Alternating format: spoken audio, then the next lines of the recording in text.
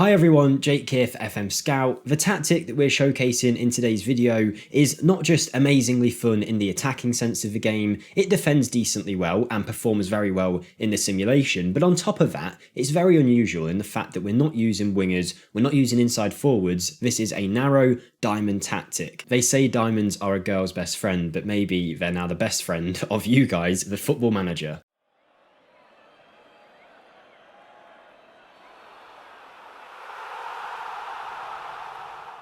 Hi everyone, Jake here for FMSCOUT, and as I mentioned in the intro, today we're going to be showcasing a diamond tactic that performs very well in this simulation and scores a ton of goals. It's very fun to watch, plays amazingly, you're going to have two strikers linking up next to each other. I'm sure you guys are going to love it, but before we get into it, if we could hit 300 likes on today's video, that would really help. So if you haven't hit that like button and you enjoy it, or you just want to be a legend and help us out, smash that button, hit subscribe if you haven't already. Feel free to drop a comment, what would you do differently in this tactic to make it even better than what we see here. And the last thing, this video is once again, and it feels so good to say, this video is once again sponsored by the guys over at Spitch. So before we check out the tactic, just a quick little bit about them. Spitch is a fantasy football app available for people in the UK and Ireland over the age of 18. Now the great thing about Spitch is that there's free competitions and paid for competitions that you can enter, all of which have their own unique rewards and prizes. And unlike most fantasy football content, which focuses on the course of a season and totaling up your points, there's weekly competitions on Spitch, meaning you can always be in with a chance of winning some prizes. Once you download the app from the link in the description, it's super easy. You register, you might have to show your ID to sign up because it is for people over the age of 18. Then you pick your team, as you can see me doing. From there, you can select your captain for bonus points, check out some statistical analysis on the players on your teams. Downloading the app from the link in the description not only supports the channel, but gives you guys a chance to test your knowledge and see if you can win some prizes. So thank you to anyone who checks it out. Thank you to Spitch for sponsoring.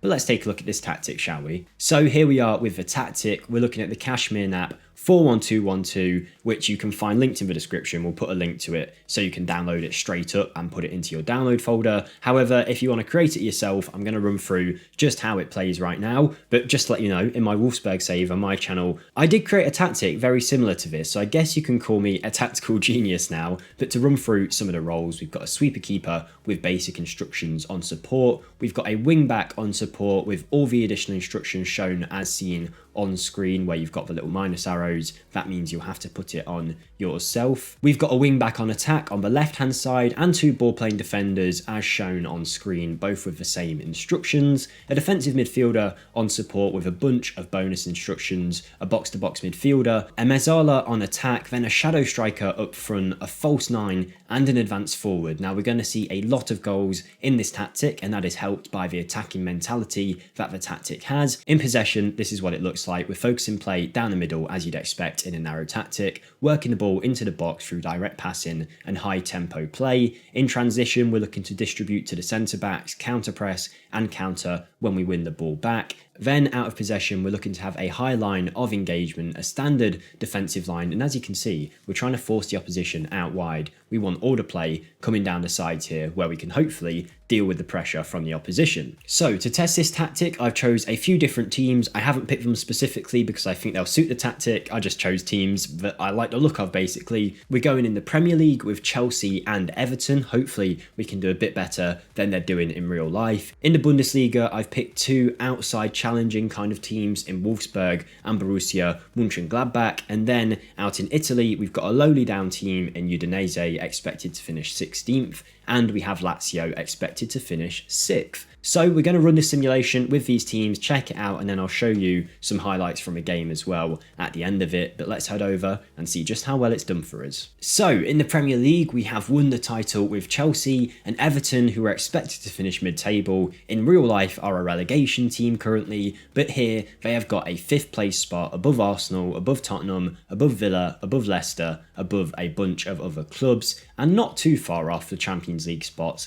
but a big enough gap that we wouldn't really say they've done well enough to earn one of those places. Qualifying for the Europa League is good for them though, and Chelsea finishing top is of course very good too, winning 30 of their 38 games, only losing 4, none of which were by significant margins really, and they were all away from home, and you'll notice all our draws were away from home as well. That means we won every single home match in the league this year. We absolutely dominated at Stamford Bridge, and it's been a great season in the Premier League. But how does it hold up in the other divisions? Well, if we head over to the Bundesliga, let's leave the playoffs where it looks like Hertha Berlin have been relegated and go to the league table. It wasn't an amazing showing from either of our teams here, but it definitely wasn't a poor showing either. I think for both of our teams to get second and fourth is very good. I just wish with a few less losses we could have had Mönchengladbach challenge for the league title, and Wolfsburg were only a couple of points off taking that third spot. But to be hitting it around with the big boys of Dortmund and Bayern, particularly in a season where Dortmund will have Erling Haaland and have had Erling Haaland carry them throughout the whole of the season, it's not the worst effort by any stretch of the imagination, all qualifying for the Champions League by a significant margin, doing pretty well. It was, however, a great result with our teams over in Italy, where Lazio, as they always seem to do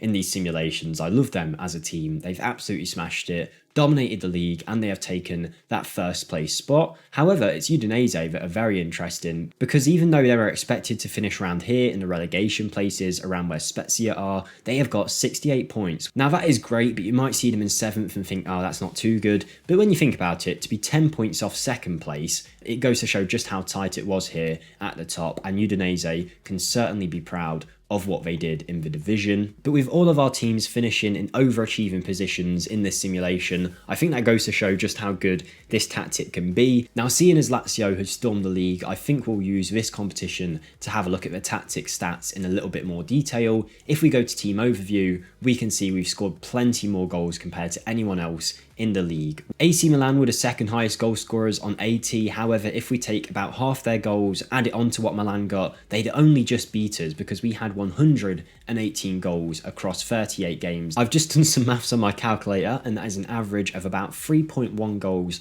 per game, which is super impressive. And it's even better when we take in the fact that this tactic wasn't exactly lax defensively. I'm not saying it was amazing. 47 goals conceded isn't the world's best, but Udinese only conceding 39 goes to show it can be pretty tight at the back, but that's not the aim of the tactic. I'm not going to sit here and say it's great defensively. It does the job defensively, but you're hoping that you score more goals than you concede. And when you're scoring 3 goals a game, on most occasions, I think you're going to be perfectly fine. In attack, despite an amazing season from Vlahovic out at Juventus, Ciro Immobile has picked up 39 goals in 36 appearances. The most assists in our team comes from Pedro and Luis Alberto, and the best player in the division based on Player of the Match awards was Molina of Udinese, now wanted by some of the biggest clubs in the world after his season at fullback for us. He has been very impressive, 7 assists from that right back position. He might be a player to pick up in your saves if you haven't tried him yet. So overall, this tactic looks like it gets the best out of players, and what I do like about this, which is kind of underrated when we look at these tactics, yes, it does well, but using a diamond is a lot different to what most tactics run, so I appreciate that it's different to usual. I think a lot of you guys at this stage of Football Manager will want to try a different tactic. I had a lot of fun using the diamond on my Wolfsburg save. It wasn't this exact tactic, but we were playing so many intricate passes between the lines, shifting the ball forward as a unit, coming back as a unit. It's very fun to watch, so I just want to put that out there, that even though results are amazing, there's something to be said about actually having fun with a tactic and it being interesting. So do consider that when you look at this Knap Tactic, which is again another great tactic from Knap as always. I've found something super interesting here. So I was having a look at the goals that we've scored. Obviously Lazio smashed it, but Udinese on 59, that's only 1.5 average goals per game, which is not bad at all, but nothing near Lazio's level. And then you check expected goals and you see that Udinese should have had more goals than anyone else in the league bar Lazio, like significantly more than Inter, significantly more than Milan. And our only issue there, the reason our XG is so high but our conversion is so terrible, is the players that we're using. Like I said, I didn't pick a team that's specifically suited to this tactic, so I imagine Udinese might have struggled in the striker department. They weren't really in any of the top goal scorer lists, so it does go to show you of course need some decent quality players to run these tactics. Yes, it's done well for Udinese anyway, but how good would it have been if they'd had Immobile up front who knows, maybe they would have got all the way to the championship spot. Here is something that I'm sure you'll all love. On average, Lazio took 21 shots a game and Udinese took 19, so it's definitely an attacking tactic. You can't say much else about that there. In terms of expected goals against, we are near the bottom in both respects. Lazio seemingly conceding way more than they should have done because they conceded more than Udinese, right? So maybe Udinese got lucky in the defence but not so lucky in the attack. Who knows? But overall, you can see this tactic is absolutely smashing it in terms of the attacking play, and it's done well for all of our teams. So just to check out how this tactic did in the game, let's go have a look at the goals from this match against Norwich. I'd like to be able to pick a better match if it didn't include a penalty for either side, but unfortunately,